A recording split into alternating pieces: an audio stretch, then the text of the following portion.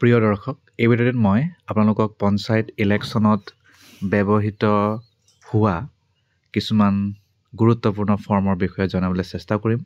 যদিও এই ফৰ্ম কাটচিটহে ব্যৱহাৰ কৰিবলগীয়া পৰিস্থিতি হ'ব পাৰে, কিন্তু তথাপিও আমি ফিল আপ কেনেকৈ কৰোঁ বা এই ফৰ্ম কেনেকৈ থাকে, কেনেকুৱা হয় তাৰ বিষয়ে জানি থ'লে খুবেই ভাল। ফৰ্ম 6 তাৰ নামটো হৈছে লিষ্ট অফ টেণ্ডাৰ্ড ভোটছ।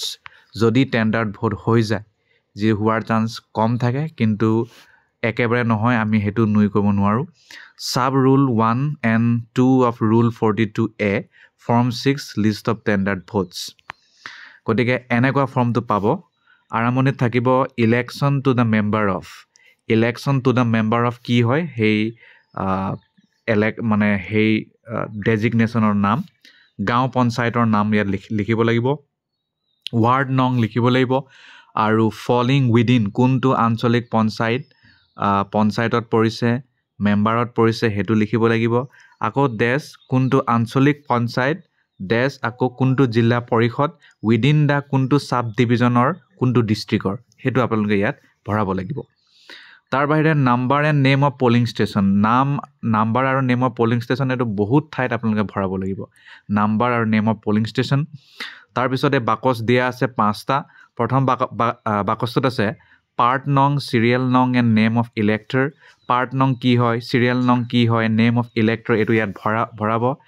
তাৰ বাহিৰে ছেকেণ্ড বাকচটোত আছে 2 number box, address of the elector, ইলেক্টৰৰ এড্ৰেছ। 3 নম্বৰত আছে serial number of tendered ballot paper, tendered ballot পেপাৰৰ চিৰিয়েল নাম্বাৰটো ইয়াত ভৰাব লাগিব। তাৰপিছত 4 নম্বৰ বাকচত আছে serial number of ballot paper issued to the person who has already voted. এনেকুৱাও বেলট পেপাৰ ইছ্যু কৰা হ'ব পাৰে যি অলৰেডি ইছ্যু কৰিলে। গতিকে সেই হ'ব পাৰে, হয়েই, কাৰণ এইটো টেণ্ডাৰ্ড ভোট। গতিকে সেই বেলট পেপাৰৰ চিৰিয়েল নম্বৰ ইয়াত ভৰাব লাগিব। 4 নম্বৰ।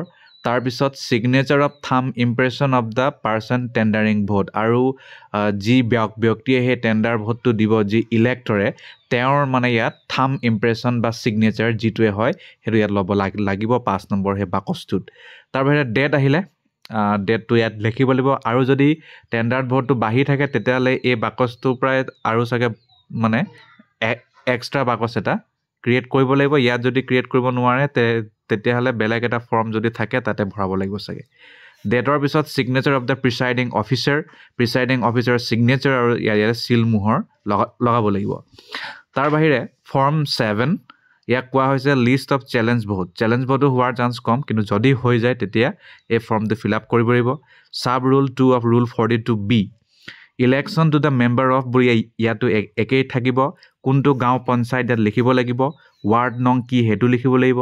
তাৰপিছত ফলিং উইদিন কোনটো আঞ্চলিক পঞ্চায়ত সেইটো লিখিব লাগিব, মেম্বাৰ অফ কোনটো আঞ্চলিক পঞ্চায়তৰ মেম্বাৰ সেইটো, ডেছ কোনটো জিলা পৰিষদৰ সেইটো, উইদিন দ্য চাব ডিভিজন কোনটো চাব ডিভিজনৰ সেইটো, আৰু কোনটো ডিষ্ট্ৰিক্টৰ সেইটো ইয়াত ভৰাব লাগিব।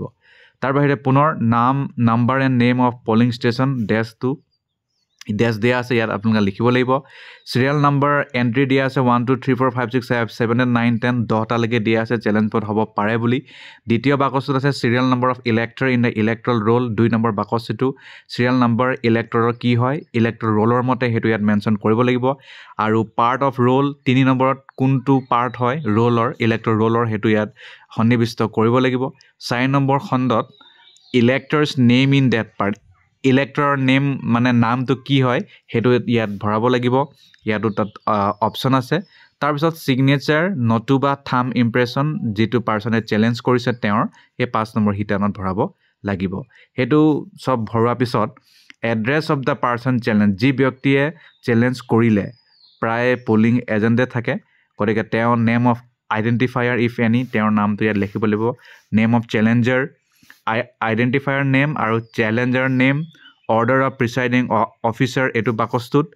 তাৰপিছত signature of challenger on receiving refund of deposit, তাৰপিছত ইয়াতে তেওঁৰ ছিগনেচাৰ কৰিব লাগিব। তাৰপিছত আৰু ইয়াত ডেট, তাৰ বাহিৰে প্ৰিচাইডিং অফিচাৰ ছিগনেচাৰ, চিল মোহৰ মাৰিলে এই 2টা ফৰ্মৰ কাম হৈ গ'ল।